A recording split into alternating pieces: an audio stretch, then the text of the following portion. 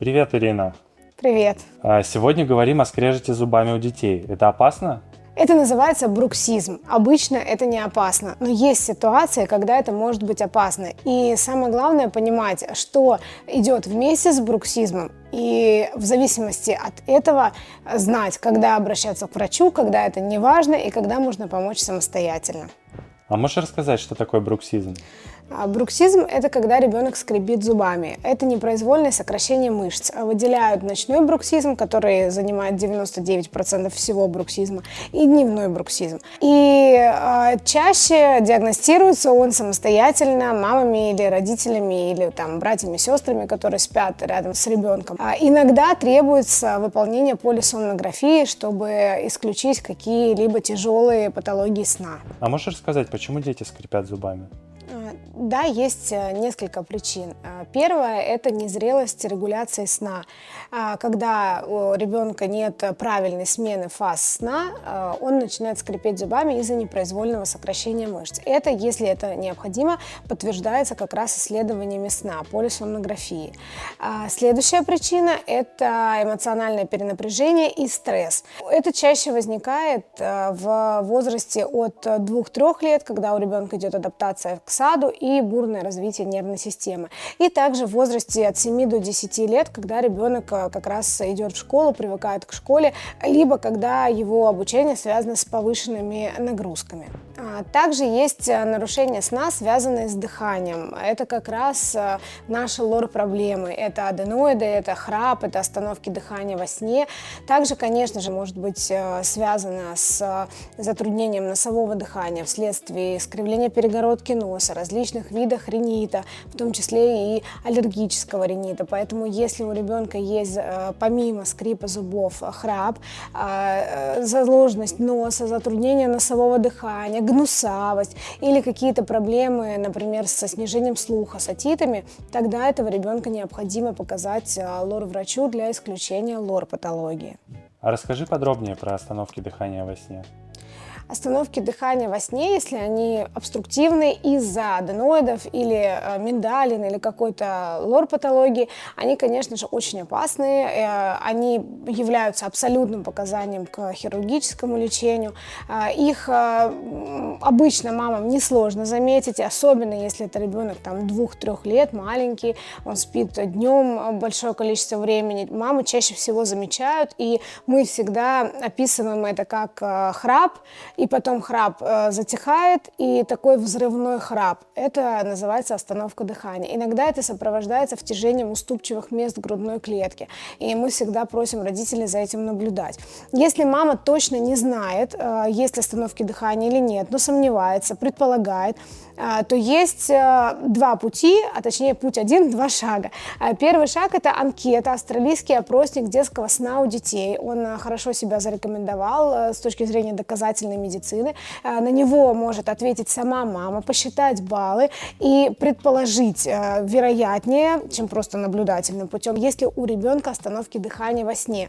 Этот опросник можно найти в нашем телеграм-канале и самостоятельно его заполнить и принять для себя решение. Если остановки дыхания во сне есть, и вы хотите в этом убедиться точно, то имеет смысл сделать исследование сна. Это либо кардиореспираторный мониторинг, либо полисомнография. Но это исследование, для которого нужно ночевать в клинике с ребенком, потому что оно делается в течение всей ночи. И там как раз мы можем увидеть, сколько остановок дыхания, насколько тяжелое апноэ у вашего ребенка. И это может повлиять в том числе и на объем операции. Но мы рекомендуем это делать только в случае тяжелых остановок дыхания, потому что если у нас апноэ сна тяжелой степени, то объем операции меняется, а если легкой и средней, то объем операции стандартный. Его мы можем назначать и без полисомнографии. И если у родителей есть сомнения в том, что действительно остановки дыхания во сне есть.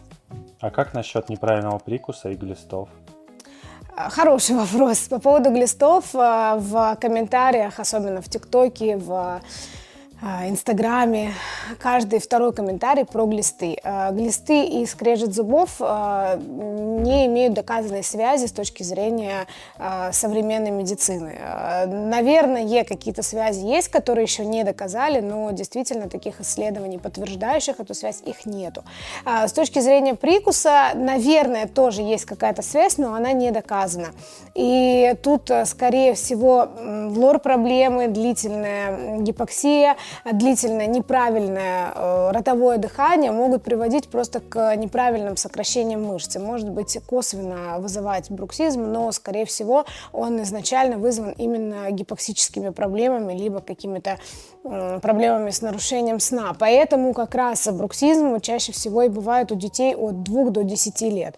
И есть частая ошибка мам в этом, когда мамы самостоятельно одевают капы на зубы, чтобы зубы не терлись. Это действительно хорошая вещь, и она нужна в каких-то случаях, но не во всех.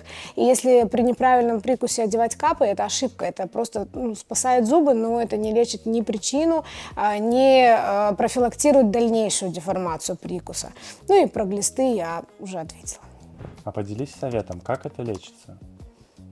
Это само по себе, в принципе, никак не лечится. Мы должны понимать, есть ли какие-то сопутствующие симптомы. Если они есть, то должны понимать, опасны они или нет, то, что я рассказала до этого.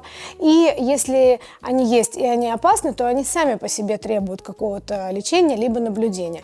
А какие могут быть последствия, которые могут приносить дискомфорт, ну и в некоторых случаях быть опасны, это, например, стирание эмали зубов. За зубами нужно следить, нужно показываться стоматологу, ортодонту в таких случаях.